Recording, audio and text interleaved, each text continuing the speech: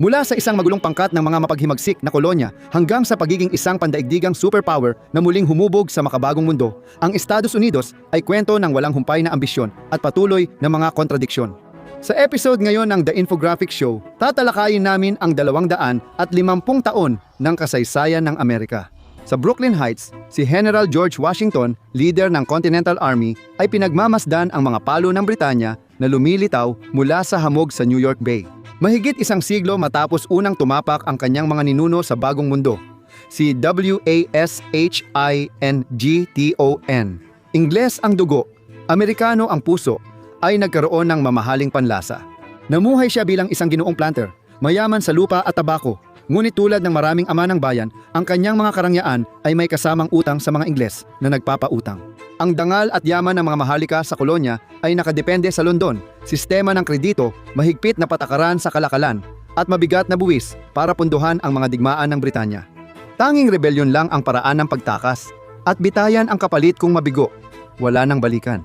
Nang inalok ng Briton ng kapatawaran, matapang na tumanggi si Washington. Ang mga walang kasalanan ay hindi kailangan ng kapatawaran. Sa harap niya ay ang pinakamalaking ekspedisyonaryong puwersa na ipinadala ng Britanya sa banyagang lupa. Mahigit 32,000 sundalo, mga regular na sundalong Briton na nakapula, mga German na katuwang, at ang pinakamalakas na hukbong dagat sa mundo. Sumugod ang lahat sa 10,000 hindi pa sanay na kolonyalista, 10 barko ng linya, 20 frigate at halos 200 transport pinununo ng armada ni General William Howe ang Look. Parang lumulutang na lungsod ng kapahamakan. Sabi ni Washington, narinig niya ang langit-ngit ng lubid at tunog ng tambol sa kabila ng tubig. Malapit na ang oras na magpapasya kung ang mga Amerikano ay magiging malaya o alipin. Kailangan nating magpasya, magtagumpay o mamatay. Pero pagsimula ng atake, malupit sumugod ang mga Briton. Sinira ng bayoneta ng Hessian at putok ng Briton ang mga Amerikano na napaligiran, mas marami ang kalaban at naipit. Nakita ni Washington na nagkawatak-watak ang mga puwersa ng Continental at nagbagsakan, tumakas o nahuli ang kanyang mga tauhan. Sinakop ng mga Briton, kasama ang mga loyalista sa New York, ang lungsod ng 7 taon. Nag-alok sila ng kalayaan sa mga alipin, kinulong ang mga pinaghihinalaang rebelde at ipinagdiwang ang tagumpay. Samantala, dinala ni Washington ang sugatang hukbo sa gubat at sinimulan ang plano para sa tila imposibleng pagpapatalsik sa imperyo, sa kabila ng gutom na hukbo at nahating mamamayan. Isang katlo tapat sa korona, isang katlo rebelde, ang natira walang pinapanigan. Para sa iba, hindi lang dangal at kalayaan ang usapan, kundi kung gaganda o lalala ang buhay dahil dito. Natakot ang mga tapat sa korona sa kaguluhan, pagkawala ng kalakalan at pamumuno ng masa. Nakita naman ng mga makabayan ang oportunidad sa ekonomiya sa pagkakaroon ng sariling pamahalaan. Ang mga neutral, karamihan ay mahihirap o inalipin, ay gusto lang umiwas na mapahamak ng alinmang panig. 10 taon lang ang nakalipas, imposible pa ang rebelyon, pero pagsapit ng 1,776, nagbago ang lahat. Para maintindihan kung bakit, kailangan mong balikan ang Inglaterra noong 1,500 isang kahariang halos mabuwag sa sarili nitong bigat. Siksikan, hindi pantay, at punong-puno ng mga taong walang mapuntahan ang Inglaterra noon. Ang korona, na nakikita ang Espanya na nagdadala ng kayamanan mula bagong mundo, ay nais ding makakuha ng bahagi nito.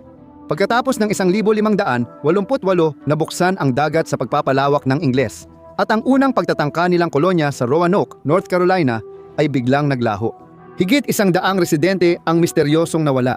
Hindi talaga nakatuklas ng bagong mundo ang mga Europeo, kundi pumasok sila sa kontinente ng 7 to 10 milyong katutubong Amerikano. Dumating ang Jamestown noong 1607, hinanap ng mga nanirahan ang ginto. Ngunit putik, sakit at gutom ang naranasan nila makalipas ang ilang buwan. Kalahati sa kanila namatay, pero nakaligtas ang Jamestown, hindi dahil sa ginto, kundi sa isang dahon. Itinanim ito ng kolonistang si Juan Rolfe, kaya siya yumaman. Dahil sa hilig ng Europa, naligtas ang kolonya at lumawak ang Virginia, ngunit malaki ang naging kapalit. Libu-libong mahihirap na puti ang ipinadala bilang utusang alipin. Marami sa kanila, pati na rin ang mga napilitang Aprikano, ay nakaligtas din, una bilang mga utusang alipin at kalaunan bilang mga alipin habang buhay. Isang kwento na tatalakayin natin sa lalong madaling panahon. Sumunod ang ibang kolonya na binuo mula sa hirap at madalas may alitan sa Connecticut, paminsan-minsan lang ang pakikipagkalakalan sa mga katutubong Amerikano. Pinatay ng mga kolonyalista at kaalyadong Indian ang mga Pequot, sinunog ang kuta at daan-daang napatay. Sa digmaan ni Haring Philip noong 1675, gumanti ang mga Wampanoag. Pumatay ng libo-libo bago sila tuluyang nalipol. Sa huli, ang sakit ang tumapos sa sinimulan ng baril. Sunod-sunod na pag-atake ng smallpox, tigdas at trangkaso ang mabilis at mapaminsalang tumama sa mga katutubo. Habang binabago ng sakit ang kontinente, may isa pang puwersa ring tumatawid ng karagatan. Ang pananampalataya sa lahat ng anyo nito matapos ang reformasyon ay naghiwa-hiwalay sa relihiyosong pagkakaisa ng Europa. Marami sa mga inuusig na mananampalataya ang tumungo sa kabilang panig ng dagat at noong 1620 dumating ang mga pilgrim sakay ng Mayflower at lumapag sa kasalukuyang Massachusetts. Noong 1664 sinakop ng Ingles ang New Amsterdam mula sa Dutch at tinawag itong New York bilang parangal sa Duke ng York.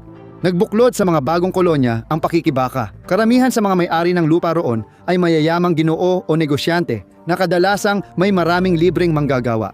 Mahirap pa ring mabuhay noon. Bawat ektarya ng lupa kailangang agawin sa gutom, sakit o karahasan. Ipinagmamalaki ng mga kolonyalista ang kanilang ginawa at handang ipaglaban ito sa ngalan ng Diyos. Nasa ilalim sila ng kapangyarihan ng korona, ngunit matagal na nilang pinamamahalaan ang kanilang sariling mga asembleya, kinokontrol ang lokal na pagbubuwis, at pinamumunuan ang kanilang sarili, habang abala ang Britanya sa mga digmaan sa Europa laban sa iba pang malalakas na bansa. Habang lumilipas ang panahon, itinuring ng mga kolonyalista na lehitimo ang kanilang asembleya, ngunit hindi ito pinayagan ng parlamento at korona. Para sa mga kolonyalista, tila hindi ito makatarungan. Briton sila at mahalaga na sa ekonomiya bilang malaking pamilihan ng produktong Britanya. Hawak na ng Britanya ang malaking bahagi ng Hilagang Amerika at India, pero ang utang nito ay 13.5 beses ng taunang kita. Nang maupo si Haring George III sa trono noong 1700 at 60 ang mga Toryo, ang partidong naniniwala sa autoritarianong pamumuno sa ibang bansa ay tahasang ipinakita na ang mga kolonya ay hindi kapantay ng Britanya. Dumating ang utos ni George sa mga kolonista na tigilan ang laban sa katutubo at pag-angkin ng lupa sa kabundukang Appalachian. Sa mga kolonista, ang pagpapalawak ay karapatan, hindi lang kagustuhan. Parang pagtataksil ang masabihan ng hindi. Dumating ang mga reforma sa buwis. Dito inulit ng Britanya ang parehong pagkakamali. Lahat ng imperyo ay nauuwi dito, pinipiga ng sobra ang kanilang mga kolonya. Noong 1764, ipinasa ng parlamento ang Sugar Act para bawasan ang smuggling at taasan ang kita, at ang Stamp Act na nag-utos ng bagong buwis. Ang mga dyaryo, legal na dokumento, diploma at baraha ay kailangang iprint sa papel na may selyo bilang patunay ng bayad na buwis. Talagang nainis ang mga kolonista doon. Ingles sila, hindi dayuhan. Kaya bakit sila tinatrato na parang sinakop na bansa? Dapat sila ang may karapatang magpataw ng buwis. Walang buwis kung walang kinatawan. Sigaw nila sa mga kalsada. Noong 1765, nagtipon ang kinatawan ng 9 na kolonya sa Stamp Act Congress sa New York City kasama si Benjamin Franklin. Sa kanilang deklarasyon ng mga karapatan at hinaing na isinumite nila sa hari at parlamento, idineklara nila na ang lahat ng nasasakupan ng Britanya ay hindi dapat buwisan ng walang pahintulot niya. Tinarget ng mga mangangalakal ang Britanya, nagkaisa silang itigil ang pag-export ng kalakal hanggat di inaalis ang Stamp Act. Nagkaroon ng kaguluhan sa Boston at kumalat ito sa ibang kolonya habang sumali ang mga kalalakihan sa mga anak ng kalayaan. Ayon sa ulat, hinila sa kalye at binuhusan ng alkitran at balahibo ang mga opisyal ng Britanya. Binawi ng parlamento ang Stamp Act, kaya nagdiwang ang mga kolonista. Sumigaw ng mabuhay ang hari at nagtayo ng estatwa niya sa New York. Ngunit di nagtagal ang saya. Noong Hunyo 1767, ipinasa ng Britanya ang Townshend Acts na nagpatupad ng bagong buwis sa mga inaangkat na karaniwang gamit tulad ng tingga, salamin, pintura at tsaa. Sa pagtugis sa mga nagbebenta ng iligal, binawi rin ang mga ito pero nagdulot na ng pinsala. Ang sabayang hinaing ng elitistang magsasaka, mangangalakal, manggagawa at kababaihan ay nagpapatibay sa Amerikanong pampulitikang pagkakakilanlan. Matapos ang 3 taon, pinaputukan ng mga sundalong Briton sa Boston ang nagagalit na grupo gamit ang masket na nauwi sa madugong masaker.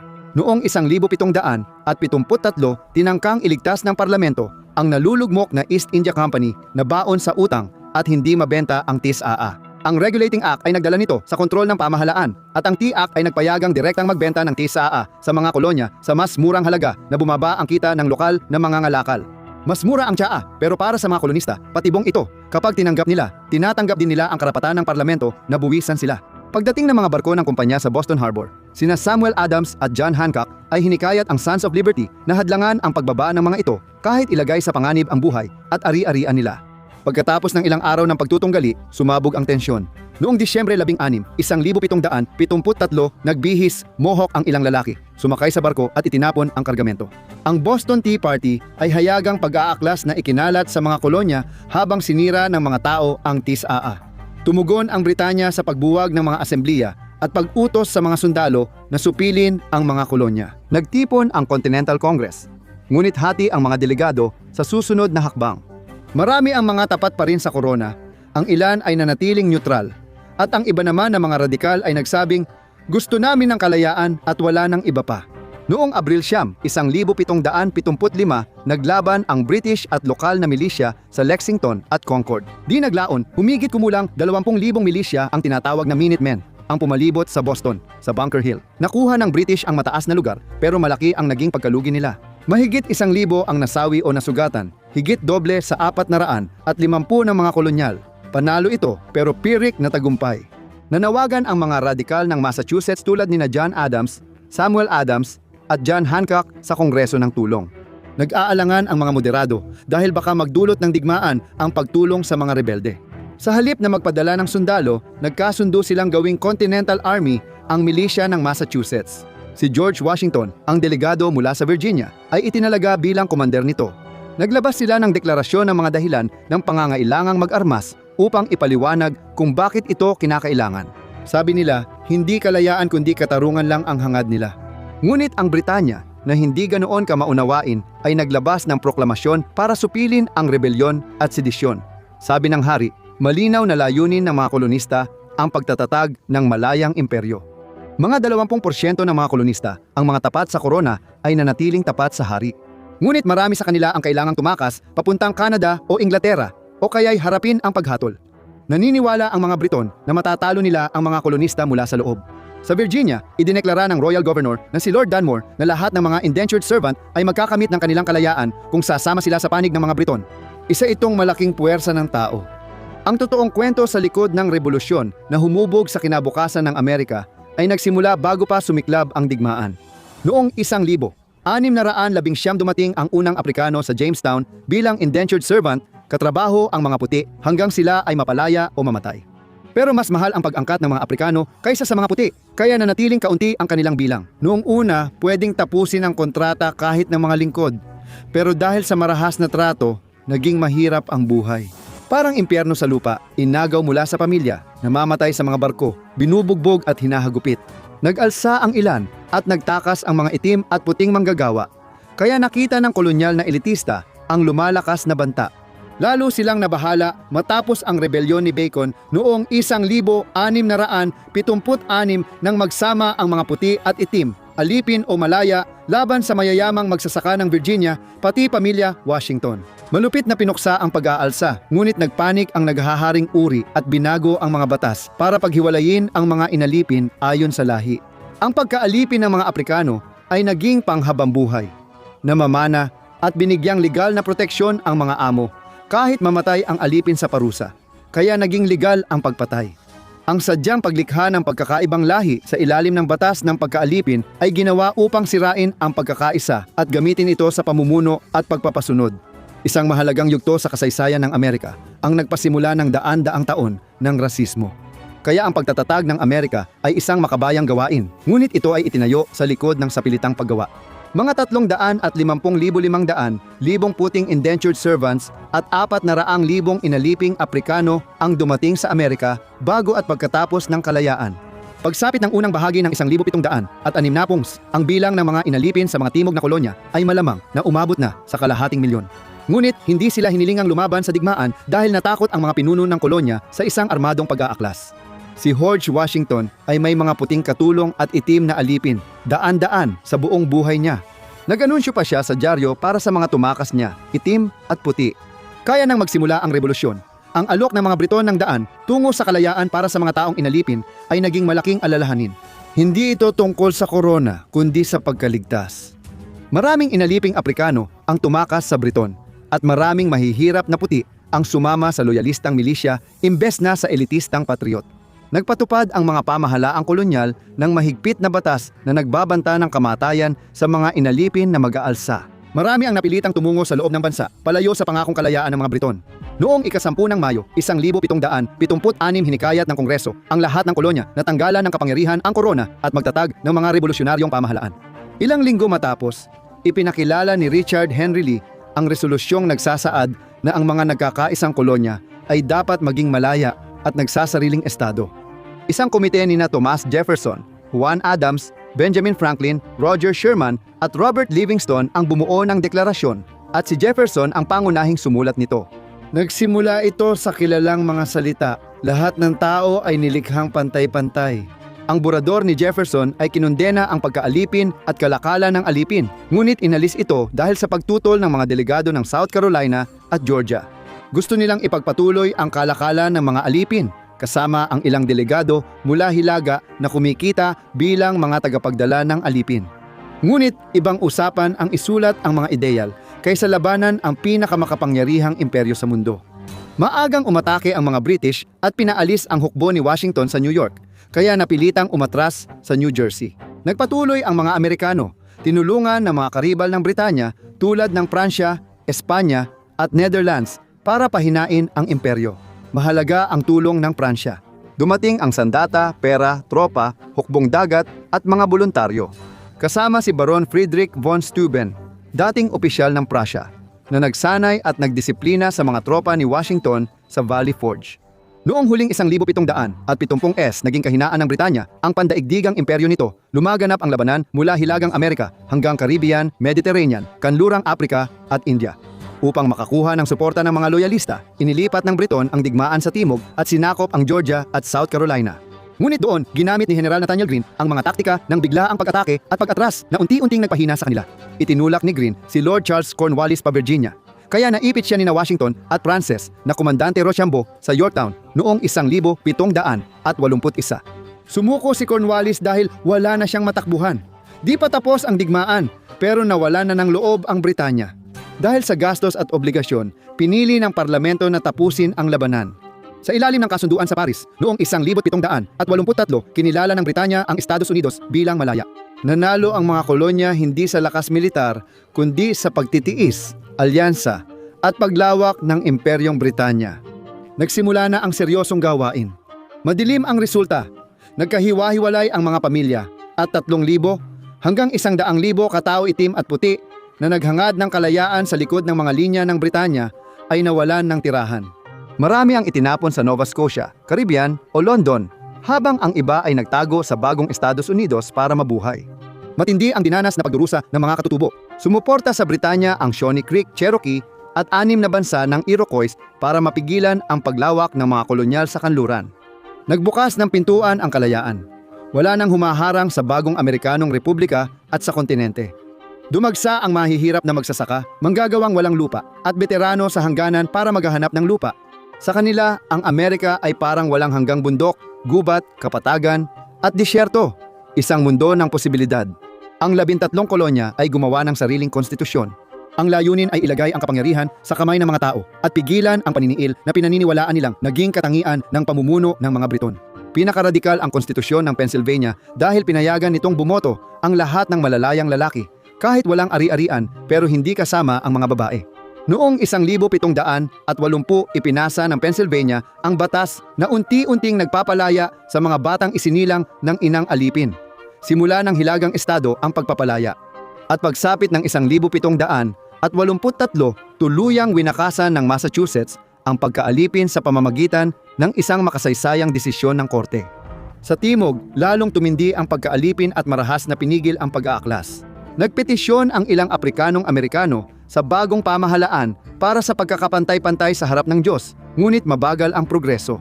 Si Thomas Jefferson, sumulat ng The Immortal Born Equal Line, ay may mahigit 100 alipin. Ganon din sina Washington, Madison at karamihan ng elite sa Virginia. Nasa DNA ng bansa ang kalayaan dahil sa revolusyon, pero may ilang detalye pa rin. Iba ang manalo sa digmaan kaysa sa pagbuo ng maayos na bansa pagkatapos. Malaya ang 13 estado, ngunit hindi nagkakaisa. Ito ang una nilang pagsubok magpamahala. Ang artikulo ng Konfederasyon ay nagtatag ng mahinang sentral na autoridad na di kayang magpataw ng buwis, mag-regulate ng kalakalan o bumuo ng hukbo. Kumilos ang bawat estado na parang sariling bansa, nagprint ng pera at nagtalo sa hangganan. Noong 1786, nag-alsa ang mga magsasakang may utang sa Massachusetts laban sa buwis at pagsasara ng kanilang ari-arian sa rebellion ni Shays. Walang kapangyarihan ang gobyerno para pigilan sila. Para kina George Washington at Alexander Hamilton, napatunayang ang kalayaang walang kaayusan ay sisira sa bagong republika.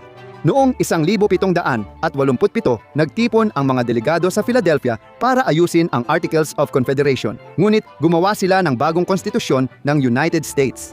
Lumikha ito ng mas matibay na federal na pamahalaan na may tatlong sangay: ehekutibo, lehislatibo at hudikatura, at isang bikameral na kongreso na idinisenyo upang balansihin ang populasyon at pagkakapantay-pantay ng mga estado. Maaaring magpataw ng buwis, gumawa ng kasunduan, magtayo ng hukbo, at magpatupad ng batas ang federal na pamahalaan bilang pinakamataas sa bansa. Tinalakay rin dito ang pagkaalipin sa batas na tumutukoy sa mga inalipin bilang mga taong inatasan sa serbisyo upang alisin ang takot sa paniniil. Sumunod ang Bill of Rights na naggagarantiya ng kalayaan sa salita, relihiyon at pamamahayag. Sa bansang mas progresibo kaysa iba, ito ang hinaharap. Inihanda ni James Madison na naimpluwensyahan ng Enlightenment at mga liberal na ideyal upang tiyakin sa mga mamamayan na hindi mawawala ang kalayaan sa ilalim ng federal na pamahalaan. Ang batang Estados Unidos ay nanatiling buhay sa pamamagitan ng ekonomiyang nakabatay sa agrikultura at kalakalan sa Atlantiko, tabako, bigas, trigo, balahibo, kahoy at rum. Ang federal na pamahalaan ay kadalasang pinopondohan ng taripa sa inaangkat na produkto. Ang bagong republika ay nangangailangan ng isang pinuno na hindi direktang pinipili ng publiko kundi ng Electoral College. Ang unang napili ay si George Washington, isang pambansang bayani. Noong Abril 30, 1789 sa New York, nakasuot ng simpleng kayumangging Amerikana, nanumpa siya sa tungkulin. May nagmungkahi ng inyong kagalang-galang, pero mas pinili niya ang Ginoong Pangulo. Ang kahirapan sa hangganan ay tuluyang sumiklab noong panahon ng panunungkulan ni Washington. Nag-alsa ang mga magsasaka sa kanlurang bahagi ng bansa sa tinatawag na Whiskey Rebellion. Galit na galit sila dahil sa mga patakarang pinakaapektado, ang maliliit na magsasaka na ginagawang whiskey ang natitirang butil. Si Washington ay nagtungo sa kanluran kasama ang humigit kumulang 13,000 milisyamen upang ipatupad ang autoridad ng pamahalaan. Bagsak man ang rebelyon, ipinakita nitong mahirap pamunuan ang bagong republika. Gayunpaman, naging huwaran ng pampulitikang eksperimento ang bansa.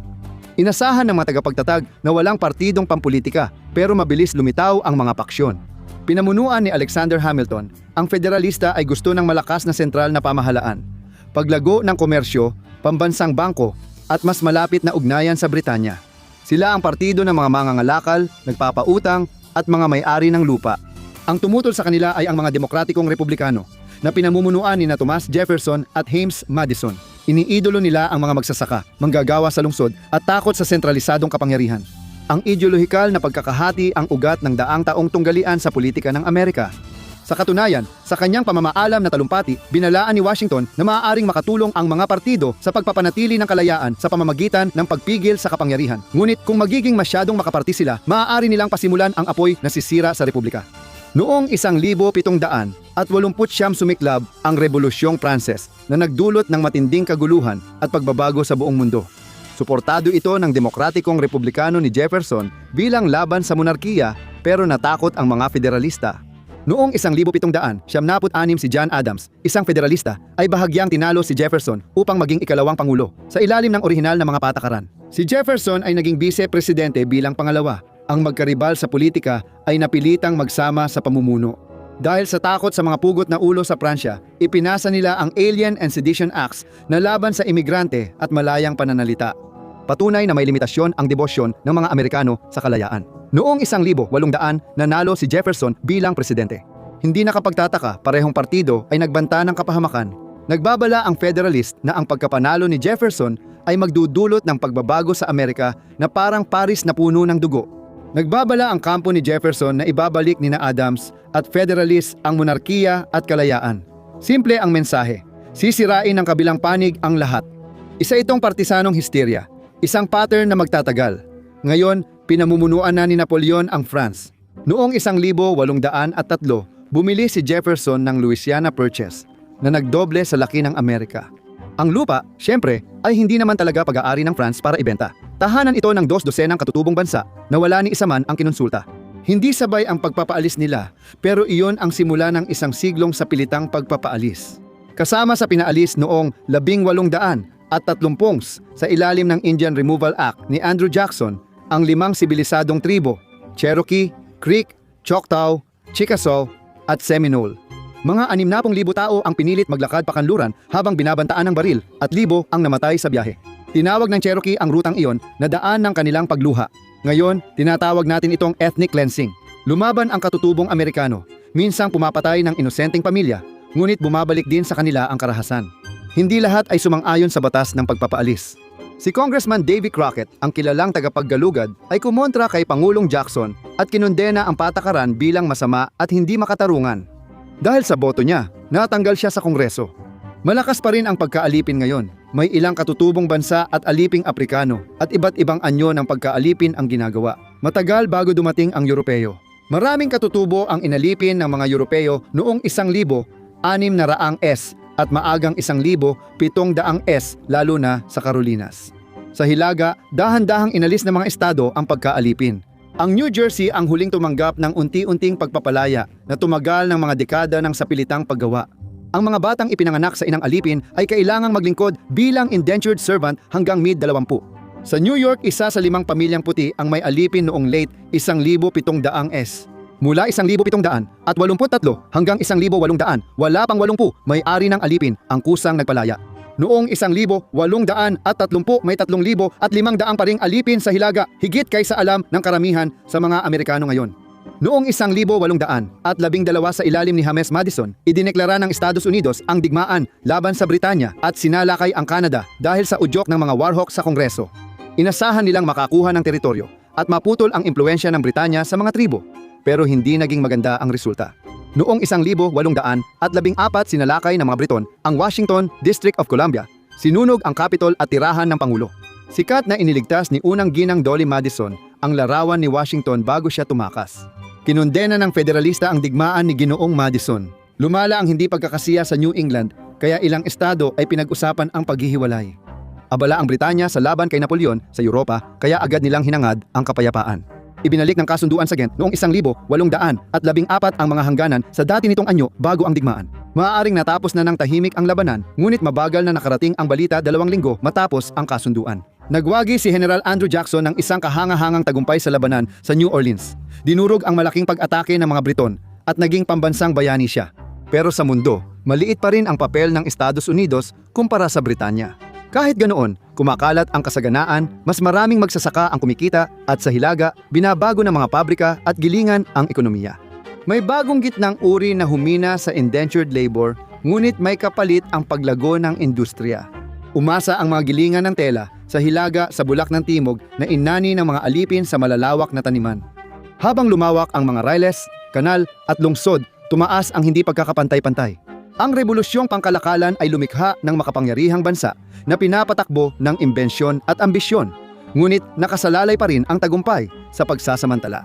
Ang mga inalipin ay nagiging balisa, miserable, at tinitingnan ang kanilang katawan na madaling palitan. Samantala, napilitan ang mahihirap na puti magtrabaho bilang batang manggagawa sa mga gilingan at delikadong pabrika. Lumago ng mabilis ang industrial na Amerika, kasabay ang biglang pag-unlad, pagbagsak at kaguluhan. Habang umuunlad ang industriya at marami ang nakinabang, nanatili ang problema ng pagkaalipin. Ito ang kahinaan ng bansa, sugat sa moralidad, pero patuloy na nagpapatakbo ng ekonomiya. Malaking bulak ang inilalabas ng mga plantation sa timog na dinadala sa Hilaga at ibinebenta sa Britanya at United States textile factories. Ang pagkaalipin ay hindi lang institusyon sa timog, ito ay malaking ambag sa buong ekonomiya ng Amerika. Dito lumitaw ang pinakamalaking kontradiksyon ng Amerika, kahit pa sa kabila ng karagatan. Ang Imperyong Britanya ay kumilos sa kabaligtarang direksyon. Noong 1,807, ipinagbawal ng parlamento ang kalakalan ng alipin at noong 1,833, tuluyan nitong inalis ang pagkaalipin sa buong imperyo nito. Gumugol ng mga dekada at malaking halaga ang Royal Navy sa paghuhuli ng mga ilegal na barko ng alipin. Ang United States, gayunpaman, ay nagpatuloy pa rin, ngunit ngayon sa isang kapaligiran ng pagdududa at kritisismo. Si Frederick Douglass, dating alipin, ay naging makapangyarihang boses laban sa pagkaalipin. Ibinahagi niya sa bansa ang tunay na hirap, takot at sakit ng pagkaalipin. Bilang batang tumakas, natutong magbasa mula sa mahihirap na puting batang lansangan na nagbigay sa kanya ng dyaryo. Edukasyong nagbago sa kasaysayan ng Amerika. Ang kanyang mga isinulat ay nagpagulat sa publiko, ngunit hindi lahat ng abolisyonista ay mapayapa. Ang ilan, tulad ni John Brown, ay gumamit ng dahas. Bigo ang kanyang pagsalakay noong 1,859 sa Harper's Ferry na layong pasimulan ang pag-aalsa ng mga alipin. Nahuli at pinaslang si Brown, ngunit naging martir siya sa laban kontra pagkaalipin. Sa Amerika, maging ang Kongreso ay nagiging marahas. Si Senador Charles Sumner ay halos mapatay sa bugbog sa loob mismo ng Senado matapos niyang kondinahin ang mga nagmamay-ari ng alipin sa Timog. Naging simbolo siya ng paglaban at lalong lumala ang hidwaang politikal. Ang mga demokratiko na pinamumunuan ng mga may-ari ng plantasyon sa Timog at mga kaalyado sa Hilaga ay ipinagtanggol ang pagpapalawak ng pagkaalipin sa kanluran. Pinag-isa ng Partido Republikano ang mga abolisyonista, reformista at tutol sa kapangyarihan ng Timog. Noong tumakbo si Abraham Lincoln bilang Pangulo noong 1860, tinutulan niya ang pagkaalipin, ngunit alam niyang delikado ang biglaang pagbabago. Nahati na ang bansa at hindi na maayos. Para sa mga pinuno ng Timog, ang pagkahalal kay Abraham Lincoln ay hudyat ng pagtatapos ng kanilang kapangyarihan. Isa-isa, humiwalay ang mga estado sa Timog at binuo ang Confederate States of America. Nagbuo ng hukbo ang Confederacy, ngunit pinalaya sa serbisyo ang mayayaman. May koneksyon, may-ari ng higit 20 alipin guro, politiko, ministro, clerk, at mga may importanteng trabaho. Ang mga mahihirap na puting taga-Timog na walang kakayahang tumakas ay pinilit sumali sa hukbo, madalas bilang pamalit sa mayayaman. 20-25% ng kabahayan sa Timog ay may alipin, pero ang mahihirap ay wala. Tinawag nila itong digmaan ng mayayaman, laban ng mahihirap. Hindi isinama sa hukbo ang mga inalipin, pero marami ang pinili tumulong sa digmaan ng Confederacy, gaya ng paggawa ng kuta, pagbubuhat ng supply at pagtatanim. Libo-libo pa ang tumakas para sumali o tumulong sa hukbong yunyon. Sa digmaan, ginamit ang propaganda para hikayatin ang mga lalaki. Ang mga taga-Timog ay nag-utos sa Hilaga at lumaki ang squatter kasabay ng industriya kung saan naghihirap ang mga puti. Para kina General Ulysses S. Grant at William Tecumseh Sherman ng Union, hindi lang pagpapalaya ng mga alipin ang layunin ng digmaang ito. Akala nila makukuha nila ang suporta ng mahihirap na puting taga-Timog. Sa Timog, nakatira ang halos 3/5 bahagi ng pinakamayayamang tao sa United States, ngunit malaki ang hindi pagkakapantay-pantay. Nangako si Grant na aalisin ang tanikala ng mahihirap na puti at pinalalaya rin ang mga itim. Ang digmaan, ang pinakamalalang labanan sa kasaysayan ng Amerika, ay naganap mula 1861 hanggang 1865. Sa wakas, nabasag ng Union ang huling pagtutol ng Confederacy at noong Abril 1865, napilitan sumuko ang mga puwersa ng Timog sa Appomattox Courthouse, Virginia.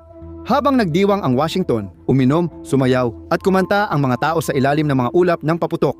5 araw lang ang lumipas, pumunta si Pangulong Lincoln sa Ford's Theater upang manood ng komedyang Our American Cousin. Habang nakaupo siya sa tabi ng kanyang asawa sa theater box, pumasok si John Wilkes Booth sa likuran at binaril sa ulo si Lincoln bago tumalon sa entablado at sumigaw ng Sic Semper Tyrannis. Ibig sabihin, ganito sa mga tirano. Si Booth, isang masugid na taga-suporta ng Confederacy, ay naniwala na si Lincoln ay isang tirano na sumira sa kalayaan ng Timog at nagbigay ng kapangyarihan sa mga itim na Amerikano. Sinuspindi rin niya ang habeas corpus. Sabi ni Booth, patunay ng diktadura ang mga ginawa noong digmaan. Sa kanyang isipan, ang pagpatay ay isang makabayang pagtubos na mag-aayos ng lahat. Sa halip, ang kanyang bala ay nagdulot ng kaguluhan sa bansa. Akala ni Booth ay susuportahan siya, pero kakaunti lang ang sumang-ayon. Si Lincoln, na may planong magaan na rekonstruksyon para pag-isahin ang Hilaga at Timog, ay patay na. Dala rin ang pinakamagandang pag-asa ng mapayapang paggaling. Sa parehong oras na pinaputukan ni Booth, si Lewis Powell, kasabwat niya, ay pilit na pumasok sa bahay ni kalihim ng Estado, William H. Seward, at paulit-ulit siyang sinaksak. Nabuhay si Seward, ngunit si Powell ay pinahirapan at binitay kasama ng iba pa. Natunton si Booth at napatay sa engkwentro. Noong simula pa lang, may bulong-bulungan na ang mga Amerikano kung sino ang totoong nasa likod ng pagpaslang kay Lincoln, ugaling tumagal sa bansa ng maraming taon. Nagulat at duguan, nahati ang Amerika at nasa bingit ng higit pang karahasan. Sa kabila ng kaguluhan, nanatili ang bansa na masigla, umuunlad at mabilis na sumusulong sa makabagong panahon. Pagdating ng rekonstruksyon, lumaganap ang galit. Pinasimula ng mga elitista sa Timog ang alitan ng mga lahi. Sa ganitong baluktot na pag-iisip, madalas ilarawan ang mga pinalayang itim bilang maaaring maisalba, habang ang mga mahihirap na puti ay tinitingnan bilang mapanganib at pabigat lamang. Sa kabila ng karahasan at hindi pagkakapantay-pantay sa Amerika, mas malaki pa rin ang tsansa ng pag-angat dito kaysa sa karamihan ng lumang lipunan sa Europa at may paparating na pag-unlad. Nag-alok ang Homestead Act ni Lincoln ng libreng lupang kanluran para sa mga magsasakang titira roon. Habang ang mga pabrika ay malapit nang itulak ang United States of America sa isang panahon ng paglago, daan-daang libong tao ang gumamit ng Homestead Act upang angkinin ang lupa. Dumagsa ang mga imigrante habang itinaboy sa mga reserbasyon ang mga katutubong Amerikano. Pinatay ang bison, sinira ang komunidad, at sinamsam ang milyon-milyong ektarya ng lupa dahil sa riles at rancho. Naging presidente si Andrew Johnson, isang taga-timog mula Tennessee na tapat sa unyon. Ayaw niya sa mayayamang may-ari ng lupa pero laban siya sa pantay na karapatan ng mga pinalayang itim na Amerikano. Sa maluwag niyang reconstruction, pinatawad ang mga dating leader ng Confederate at agad silang bumalik sa kapangyarihan. Nagpatupad ang mga lehislatura sa timog ng Black Codes para kontrolin ang buhay ng mga itim at pilitin silang manatili sa kalagayang halos tulad ng pagkaalipin. Nilimitahan ng mga code na ito ang tirahan at trabaho ng mga itim na Amerikano, nagpatupad ng curfew at batas laban sa pag-alagala, at pinayagan ang mga autoridad na arestuhin at iparenta ang paggawa ng mga itim na walang trabaho. Kung galit ang mahihirap na puti sa tumitinding kompetisyon sa trabaho, mas mabigat ang naranasan ng mga itim na Amerikano, ang Jim Crow system. Dahil sa segregasyon, pagbawal bumoto at pananakot, nagtayo ang mga estado sa timog ng radikal na sistemang kasta hanggang 1965. Ginamit ang lynching bilang panakot. Ang pagpasok sa maling bayan ng walang pahintulot ay maaaring magdulot sa itim na tao ng pambubugbog, pagkakakulong o pagpatay. Buong komunidad ay nabuhay sa patuloy na banta. Nakamit na sa papel ang kalayaan pero malayo pa ito sa tunay na buhay. Gayunpaman, nag-alsa ang Kongreso, pinamumunuan ng radikal na Republikano, laban sa maluwag na pagtrato ni Pangulong Johnson sa mga Confederates. Nilampasan ng Kongreso ang beto niya, ipinasa ang Civil Rights Act ng 1866 at inaprubahan ang ika-14 na amyenda na nagbigay ng pagkamamamayan at pantay na proteksyon sa mga ipinanganak sa Estados Unidos. Tumanggi si Johnson na ipatupad ang mga ito at noong 1868 ay naging kauna-unahang Pangulo na na-impeach. Kahit minana ni Johnson ang bansang nag-abolish ng pagkaalipin, ang mga ginawa niya ay nagpaliban ng tunay na kalayaan ng milyon-milyong bagong pinalaya. Kumalat ang kaputian sa timog na parang apoy. Sinabihan ng mga elitista sa timog ang mga puti na mas mataas sila dahil sa kanilang balat. Binigyan nito ng ilusyon ng katayuan ang mga mahihirap na puti habang nananatili silang halos kasing hirap pa rin ng dati. Pinigilan nilang magkaisa ang dalawang lahi para sa mas magandang sahod. Sabi ni Frederick Douglass, hinati nila pareho para masakop ang bawat isa. Libo-libong pinalayang itim na Amerikano ang agad na nagtrabaho sa mga pabrika, pantalan, minahan at sa mga riles ng tren. Noong 1870 umabot sa halos 4 na milyon ang populasyon ng mga itim, mahigit 10% bahagi ng bansa. Si James Garfield na lumaking mahirap ay sumuporta sa karapatang sibil bilang Pangulo noong 1881 ngunit maaga siyang napatalsik sa pwesto. Tulad ni Lincoln, siya ay pinaslang ng isang mamamatay taong may delusyon ng kadakilaan. Marahas ang mga panahong iyon, ngunit pumapasok na ang United States sa panahon ng industrial na paglago at tinutupad ang mga pangako nito.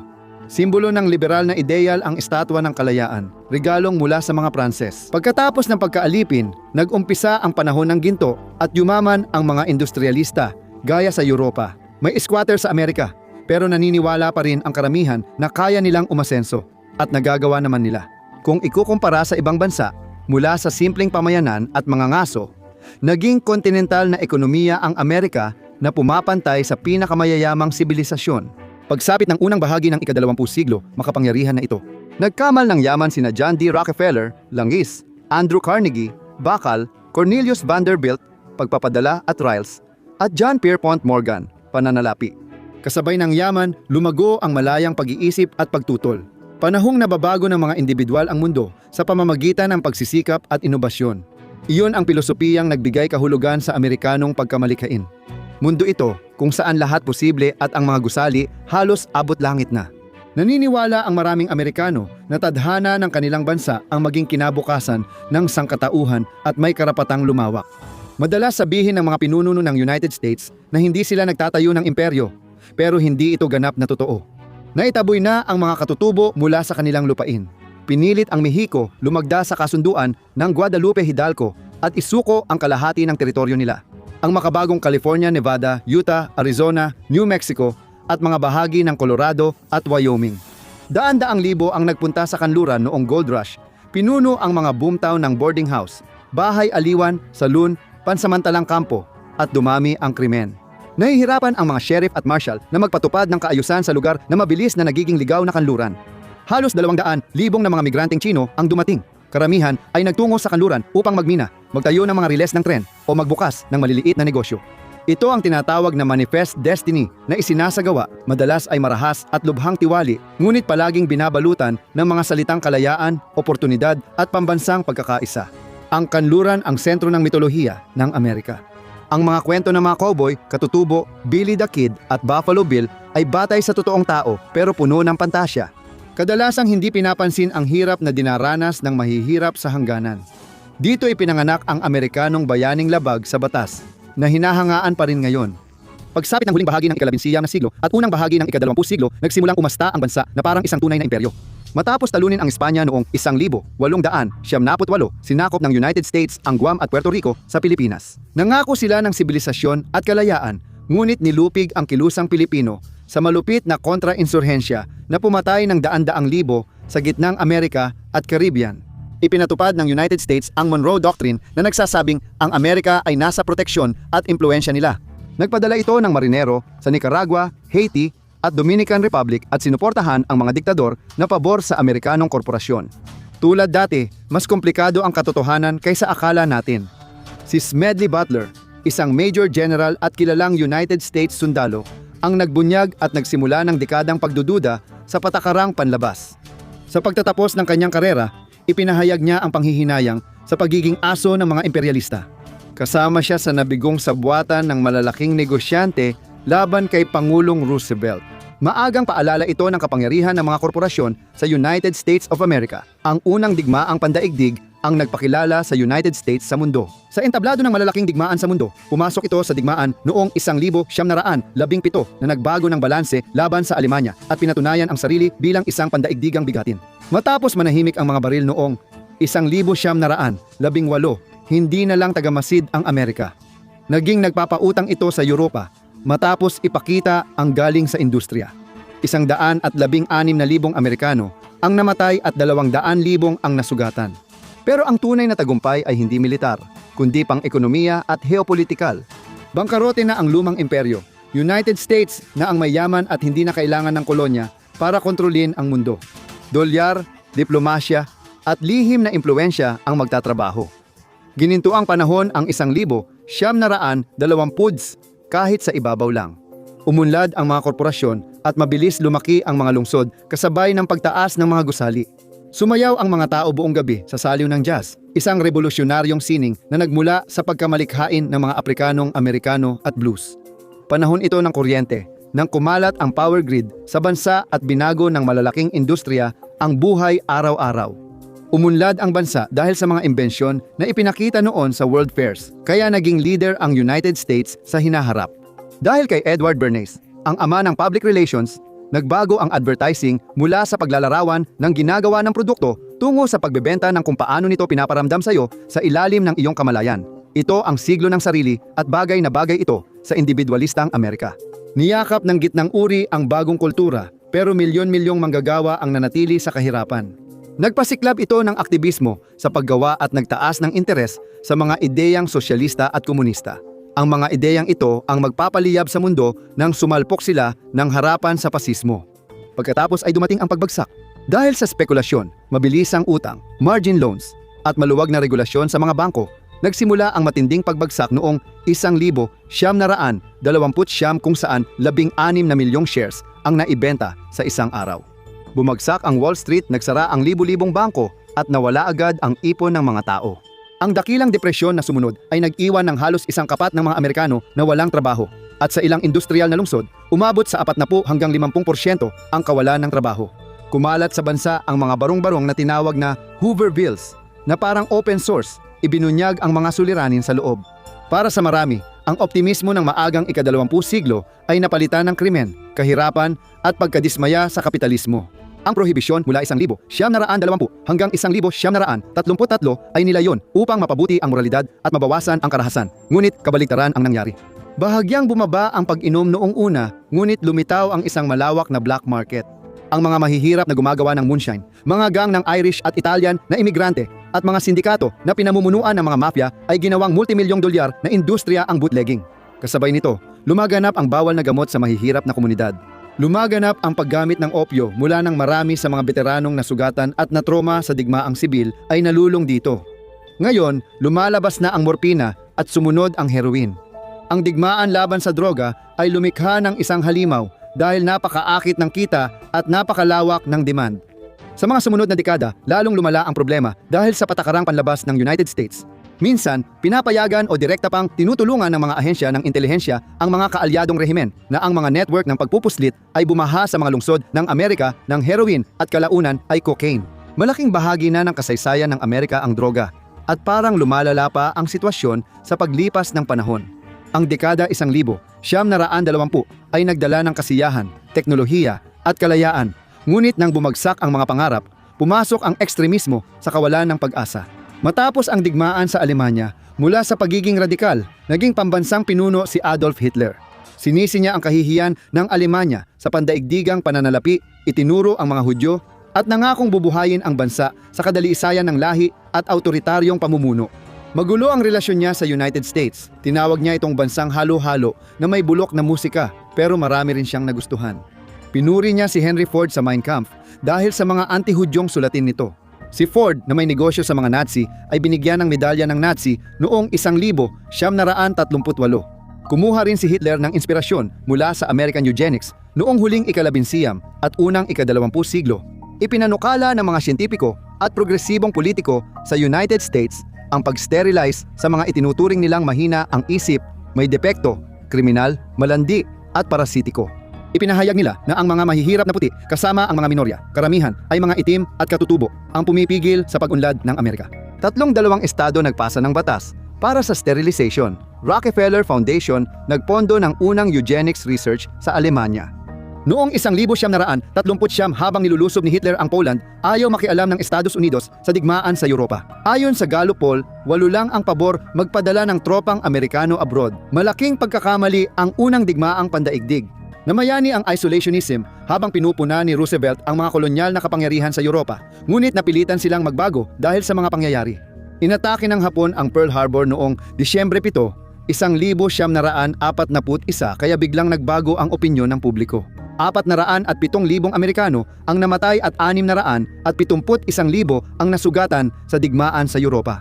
Malawak ang pagdanak ng dugo, lalo na sa silangan kung saan tinatayang 27 milyong Sobyet, kasama ang mga sundalo, sibilyan at 7 na milyong bata ang napatay. Natalo ang Alemanya, milyon-milyong lungsod na gutom at nagyelo ang mga hukbo, palagian ang mga kalupitan at doon tuluyang natalo si Hitler sa digmaan.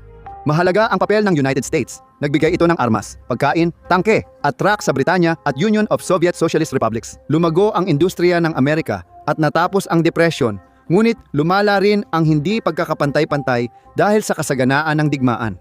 Higit 6 milyong manggagawang Amerikano ang nagwelga tungkol sa sahod at kondisyon sa trabaho. Pinalakas nito ang takot matapos ang digmaan na baka tanggapin ng publiko at politiko ang sosyalismo o komunismo. Nagbahagi ng mundo sina Churchill, Roosevelt at Stalin pagkatapos ng digmaan at may bagong unos na paparating. Pinangibabawan ng mga tropang Soviet ang silangang Europa. Natakot ang mga Amerikanong tagaplano na kakalat ang komunismo, kaya ang mga Amerikano, kasama ang mga siyentipiko mula sa iba't ibang panig ng mundo na nagtatrabaho sa kanilang Manhattan Project, ay nagtest ng isang atomic bomb. Binago nito ang sangkatauhan sa isang iglap, ipinakita nito ang lakas ng Amerika, ngunit nagbukas din ito ng bagong kabanata sa kasaysayan ng mundo.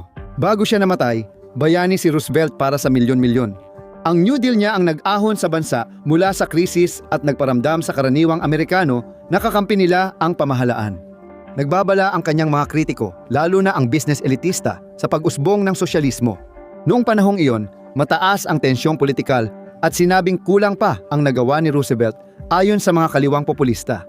Sina Henry Wallace at Huey Long ay nagsulong ng mas radikal na ideya gaya ng universal na pangangalagang pangkalusugan, mas malalakas na programang panlipunan, at malaking muling pamamahagi ng yaman. Naisantabi si Wallace sa tinatawag na walang dugong kudeta habang pinaslang si Long. Ang masasabi ko sa United States of America, hindi ito boring at palapit ng palapit sa kaguluhan. Naniniwala si Roosevelt na mapagtatayo ang mundo pagkatapos ng digmaan sa tulong ng kooperasyon ng mga makapangyarihang bansa tulad ng Unyong Sobyet ni Stalin.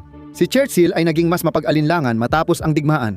Ang Britanya naman ay halos naubos ang lakas sa laban. Nabahala sina Hitler at Churchill na sakupin ng Red Army na nasa silangang Europa ang buong kontinente.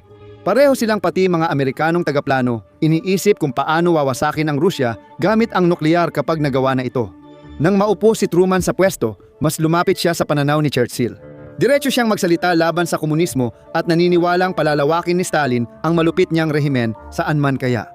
Mas lumala ang takot niya dahil sa mga ulat ng intelihensya.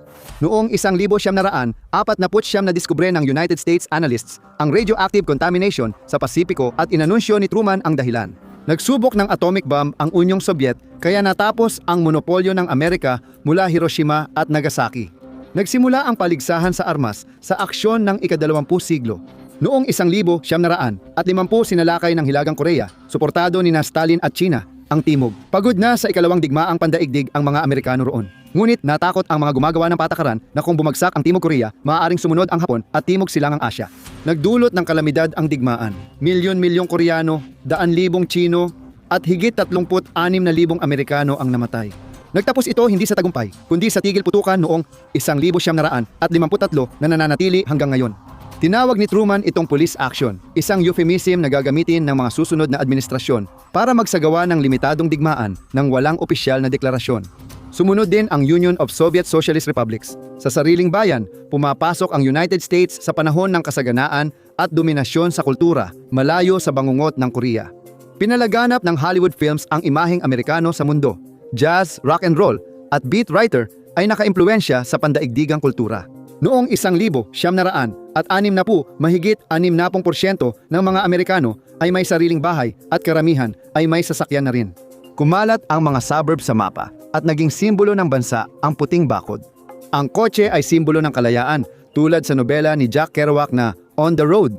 Ito ang Amerika, malawak, maganda, mailap at mabagsik. Ngunit sa likod ng optimismo, may mga bitak pa rin. Habang tumatakas ang itim na Amerikano mula sa Jim Crow, nakaranas sila ng bagong diskriminasyon sa mga lungsod sa Hilaga at Kanluran. Ang mga komunidad ay hinati ng mga pulang guhit sa mga mapa, mga lugar kung saan tumanggi ang mga bangko na magpautang, hindi nagbibigay ng insurance ang mga kumpanya, at umiiwas ang mga mamumuhunan. Tumaas ang krimen sa mga lugar na kulang sa pondo at hiwalay sa iba na ang ilan ay naging tahanan ng malalaking kaguluhan kalaunan. Ayon kay Thomas Sowell at ilang ekonomista, mas komplikado ang sitwasyon. Ngunit pinalala ng redlining at diskriminasyon sa pagpapatupad ng batas ang hidwaan. Mayaman at masigla sa kultura ang Amerika, ngunit watak-watak din, gaya ng estruktura ng karapatang sibil noong 1960.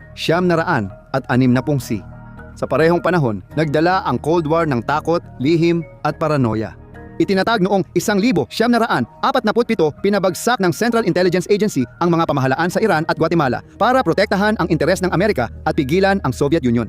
Kasama ang kaliwa at demokratikong kilusan para sa kalayaan, na tinatawag ng iba na nakakagulat na pagkukunwari. Matagal nang may anti-komunistang histerya sa bansa mula digmaan, tinatawag na komunista at homosekswal ang ilang politiko. Ang FBI at CIA ay nagtala ng mga lihim tungkol sa libu-libong tao. Binunyag ng mga mamamahayag ang mga lihim ng CIA kahit tinatangkang pigilan ng ahensya, kaya lalong lumakas ang pagdududa. Nagbabala si Pangulong Dwight D. Eisenhower, isang 5-star general, sa kanyang pamamaalam na talumpati noong Enero 17, 1961 tungkol sa panganib ng military-industrial complex na maaaring magbanta sa demokrasya. 3 araw matapos iyon, nanungkulan si John F. Kennedy. Si Kennedy ay pinaslang sa Dallas noong Nobyembre 22, 1963.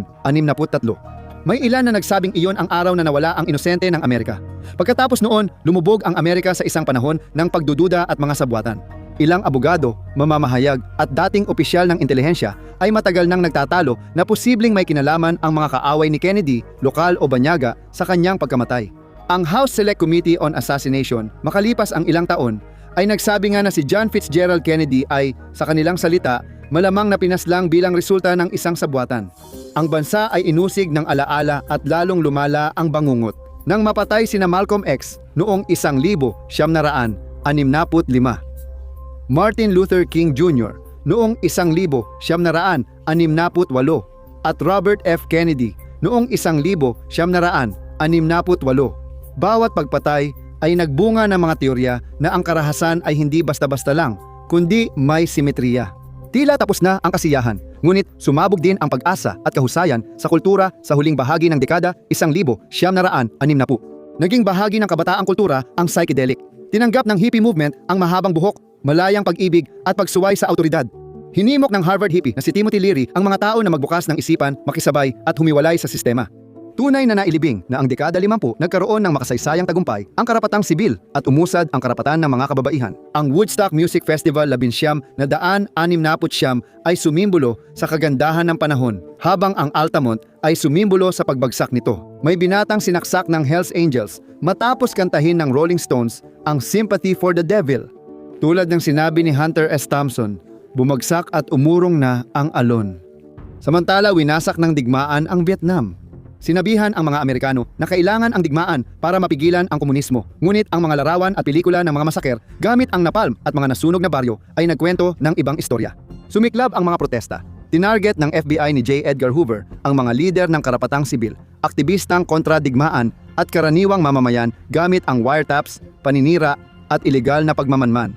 Tinerorisa ng Ku Klux Klan ang mga pamilyang itim sa timog habang nambomba ng mga gusali ng gobyerno ang mga militanteng kaliwa. At kung akala mong hindi na lalala pa ang sitwasyon, ibinunyag ng mga mamamahayag ang mga lihim ng CIA. Pinakanakagugulat ay ang MKUltra, isang CIA mind control program na tumagal ng mahigit 30 taon. Maraming Amerikanong bilanggo at pasyente ang ineksperimento ang isipan. Binigyan sila ng lysergic acid diethylamide para subukang kumuha ng impormasyon o lumikha ng mamamatay tao. Isang Manchurian Candidate, ang gobyerno ng United States ay parang science fiction at pagsapit ng 1,975 at 75 ang Vietnam ay nagkaisa sa ilalim ng isang komunistang pamahalaan. 2 hanggang 3 milyong Asyano ang namatay at humigit kumulang 58,000 Amerikano ang hindi na nakauwi. Lahat para sa isang digmaan na nagtapos sa ganap na kabiguan. Pagkatapos ng Watergate scandal, nagbitiw si Pangulong Richard Nixon at sinubukan ni Pangulong Gerald Ford na tiyakin sa bansa, tapos na ang ating mahabang pambansang bangungot. Ang dekada 1970 ay ramdam na magulo sa iba pang mga paraan. Sumirit ang inflasyon, huminto ang pagtaas ng sahod at tumaas ang krimen. Ang mga lungsod tulad ng New York ay muntik ng malugi at nagmukhang puno ng karahasan at kaguluhan. Maraming Amerikano ang iniwan ang konserbatismo at nais ng kaayusan. Ipinakita ng Hollywood ito sa mga matitigas na pulis tulad ni Clint Eastwood bilang Dirty Harry o mga ordinaryong taong napilitang akuin ang batas sa sarili nilang kamay. Winasiwas ng deindustrialization ang bansa. Sa loob ng 30 taon, bumaba ang mga manggagawa sa pabrika sa Detroit mula 300 at 38,000 naging 153,000. Malakas na tinamaan ang Rust Belt dahil sa globalisasyon, automasyon at dayuhang kompetisyon. Pagsapit ng dekada 80, sabik na ang Amerika sa bagong kwento at nag-alok ng bago ang bagong pangulo. Noong 1981, nangako si Ronald Reagan ng optimismo, mas mababang buwis, deregulasyon at pagbuhay muli ng pambansang pagmamalaki. Ang kanyang mga pulisya, na tinawag na Reaganomics, ay nagbaba ng buwis, lalo na sa mga mayayaman, at nagbawas ng mga regulasyon sa pananalapi at industriya. Pinapasalamatan ng mga taga-suporta niya ang pagtatapos ng krisis sa inflasyon, pagbabalik ng kumpiyansa ng Amerika at pagtulong sa pagbagsak ng Unyong Sobyet. Umunlad ang ekonomiya, dumami ang trabaho at nagkabahay ang marami. Ngunit binigyang diin ng kritiko ang kapalit nito. Tumriple ang utang ng bansa, humina ang unyon, dumami ang walang tirahan, at lumala ang hindi pagkakapantay-pantay. Umunlad ang mayayaman at gitnang uri, ngunit patuloy na nahirapan ang mga manggagawang asul ang kwelyo. Pagsapit ng huling bahagi ng 1980 ang nangungunang ikalimang bahagi ng mga sambahayan ay nakaranas ng pagtaas ng kita, habang ang ibabang kalahati ay nanatili o bumaba ang kita. Binuo rin ang dekada ng dalawang krisis, paglaganap ng Acquired Immunodeficiency Syndrome sa mga lungsod at pagsigla ng disco music at cocaine sa nightlife. Mahigit 20,000 Amerikano ang namatay bago kumilos ang pamahalaan. Sumunod ang Iran-Contra affair, kung saan lihim na nagbenta ng armas sa Iran ang mga opisyal ng United States at ginamit ang pera para suportahan ang mga kontra-rebelde sa Nicaragua. Ipinakita ng investigative journalism na binaliwala ng Central Intelligence Agency ang pagpupuslit ng cocaine ng mga kontra na nagdulot ng crack epidemic sa karamihan ng black na komunidad. Ipinangako ng neoliberalismo ang pagdaloy ng yaman. Pero ayon sa mga kritiko, hindi ito sapat. Natapos ang Cold War noong 1970 nang bumagsak ang Soviet Union. Kaya nakahinga ang mga Amerikano. Pagkaraan ng dekadang takot sa pagkawasak, bumagsak ang Rusya at tumakas ang mga tiwaling mayayaman, bit-bit ang pera ng bansa. Si Chairman Deng Xiaoping ng China ay nagdala ng himalang pang-ekonomiya sa bansa dahil sa malaking konsumismo ng United States. Mukhang matatag ang Amerika bilang tanging superpower sa mundo, pero magtatagal kaya ang panahon ng unipolaridad na ito? Noong sinalakay ng Iraq ang Kuwait noong 1970, pinayagan ng Kongreso si Pangulong George Herbert Walker Bush na makialam na nagtakda ng president para sa digmaan laban sa terorismo. Isang 2 dekadang labanan na gumastos ng hindi bababa sa 8 trilyon at nagpasimula ng malawakang pagmamanman. Para sa marami, mas masaya ang dekada 90. Pumalit ang electronic music, grunge at rap sa pop ng dekada 80. Ang mga kumpanyang teknolohiya tulad ng Microsoft, Apple at kalaunan ay Google ay nagbago ng pang-araw-araw na buhay. Ang pag-usbong ng internet ay kasing lalim ng epekto ng printing press, ngunit lumawak din ang mga bitak sa ilalim nito. Patuloy na sinira ng crack cocaine ang komunidad ng mga itim, habang pininsala ng meth at heroin ang mahihirap na komunidad ng mga puti. Nilagdaan ni Pangulong Clinton ang mabibigat na batas laban sa droga at krimen na nagpadali sa malawakang pagkakakulong. Inaasahang magdudulot ng matatag na trabaho sa Mexico ang North American Free Trade Agreement at iba pang patakaran sa malayang kalakalan. Sa halip, milyon-milyon ang lumipat pahilaga, legal man o illegal, sa paghahanap ng mas magandang buhay habang bumagsak ang sahod ng mga manggagawang Amerikano mula 1,970 hanggang 2,010. Tumaas ang porsyento ng mga ipinanganak sa ibang bansa sa United States mula 7% hanggang 13% at dumami ang undocumented na imigrante mula 3.5 milyon hanggang mahigit 11 milyon. At lalo pa itong tumaas pagkalipas ng 1 dekada. Nagtapos ang dekada sa dot-com boom at pagbagsak at pagkatapos ay muling nagbago ang lahat at ang sumunod na pagkabigla ay muling sumulat sa buong ika-21 siglo. Pinalipad ng Al-Qaeda ang mga eroplano sa Twin Towers at nangakong aayusin ni Pangulong George W. Bush ang sitwasyon. Ito ang naging dahilan ng kontrobersyal na digmaan ng Amerika sa Iraq. Bahagi 2. Ito ay pinangatwiranan ng maling impormasyon na si Saddam Hussein ay may mga sandatang mapanira at may kaugnayan sa ika-11 ng Setyembre. Pareho iyong mali. Itinuloy ang pananakop na nagresulta sa pagkamatay ng 200,000 Iraqi civilians at mahigit 4,000 at 500 tropang Amerikano at kontratista. Mahigit 1 milyong tao ang nawalan ng tirahan nang bumagsak ang bansa at lumitaw ang mga rebeldeng tulad ng Islamic State of Iraq and Syria, kaya lumaki ang pagdududa ng publiko. Sinabi sa mga Amerikano na ito ay tungkol sa kalayaan at seguridad, pero para sa iba, tila plano ito ng United States para maghari sa gitnang silangan. Sinimulan ang digmaan sa Afghanistan noong 2000 at isa para labanan ang Al-Qaeda at talunin ang Taliban. Tumagal ito ng 20 taon, pinakamahaba sa United States history. Mainit ang debate kung naging mabuti ba ang digmaang ito sa mundo. Tagumpay ba ang estratehiya? Nakatulong ba ito sa mga Amerikano? Noong inihalal ng United States si Barack Obama bilang unang black na presidente noong 2008 at 2012, lumipat online ang aktivismo.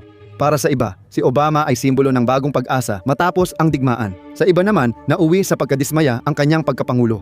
Ang kanyang malalaking ambisyon, ayon sa marami, ay napigilan ng mga nakatanim na interes sa tinatawag na ngayon ng marami bilang deep state. Ayon sa survey, pinakamababa na ang tiwala ng publiko sa pamahalaan, kaliwaman o kanan.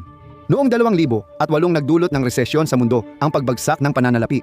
Sa United States, 87 milyong trabaho ang nawala at 10 milyong bahay ang na-foreclose sa loob ng 2 taon. Marami sa mga sobrang mayayaman ay lalo pang yumaman. Noong huling bahagi ng ika-20 siglo, binatikos ang lakas ng mga lobbyist at donasyon sa kampanya dahil ayon sa mga kritiko, nakakasama ito sa demokrasya at sa tao. Ang hindi pagtitiwala sa elitistang politiko at media ang nagbukas ng oportunidad kay Donald Trump, real estate magnate at television personality. Nangako siyang ibabalik ang lakas ng Amerika, bubuhayin ang industriya at hahadlangan ang imigrasyon. Maraming manggagawang botante ang unang beses nakarinig ng direktang pahayag tungkol sa kanilang galit. Nanalo siya noong 2016. Nakagugulat, lalong lumala ang pagkakahati ng mga nasa kapangyarihan dahil sa partisanong pamamahayag, identity politics at mga algorithm na mas pinapaboran ang galit kaysa pag-unawa. Nangako si Trump na tatapusin ang kaguluhan, ngunit ang kanyang populismo at palaban na estilo ay lalong nagpalalim sa pagkakahati ng Amerika hanggang naging presidente si Joe Biden. Kasabay nito, dumating ang COVID-19 pandemic na nagdulot ng malawakang paglilipat ng yaman mula mahihirap patungo sa mayayaman dahil sa mga lockdown. Sa mga sumunod na taon, naging totoo ang science fiction dahil sa AI. Pero kasabay nito ay dumating ang kawalang katiyakan sa trabaho, tumaas ang halaga ng pamumuhay, nanatiling hindi gumagalaw ang sahod, bumaba ang bilang ng mga ipinapanganak, at sumiklab ang mga pagtatalo tungkol sa malawakang imigrasyon. Nagiging sanhi ng pagkabulok ng utak ang adik na teknolohiya, kasabay ng unang pagbaba ng average intelligence quotient sa United States mula nang itala ito. At pagsapit ng kalagitnaan ng 2020-S, napakababasag ng pandaigdigang kapayapaan dahil sa mga digmaan sa Ukraine at gitnang silangan at lalo pang tumitinding tunggalian ng United States at China. Sa ganitong Amerikanong sinisismo, ang malalim na kawalan ng tiwala ng mga tao sa mga nakagawiang politika na matagal na nilang nararamdaman ay lalo pang tumindi dahil sa isang lalaking nagngangalang Jeffrey Epstein. Nangunguna pa rin ang United States sa mundo. Mas maganda at madali na ang buhay ng marami ngayon kaysa dati. Ipinakita ng survey na pinakamababa na ang tiwala sa sistema sa makabagong kasaysayan. Matapos ang 250 taon ng kaguluhan, ambisyon, krisis at pagbabago, ano na ang itsura ng Amerika ngayon? Ipinanganak ang bagong henerasyon sa mundong kakaiba sa magulang nila. Palaging konektado pero hiwa-hiwalay. Lumalawak ang gap sa yaman at tumataas ang social anxiety. Ikininalulungkot ng matatandang Amerikano ang pagkawala ng simple raw na panahon, pero hindi talaga naging simple o perpekto ang nakaraan at hindi rin magiging perpekto ang hinaharap. Patuloy pa rin hinahangad ng mga Amerikano ang ipinangakong katarungan, kalayaan, biyaya at mga pinunong naglilingkod para sa lahat. Ang pinaka-Amerikano sa lahat. Ngayon, panoorin mo ang United States of America Today. Kung nanalo ang timog sa digmaang sibil para makita ang alternatibong Amerika na pwedeng nag-exist, o i-click mo na lang ang video na ito.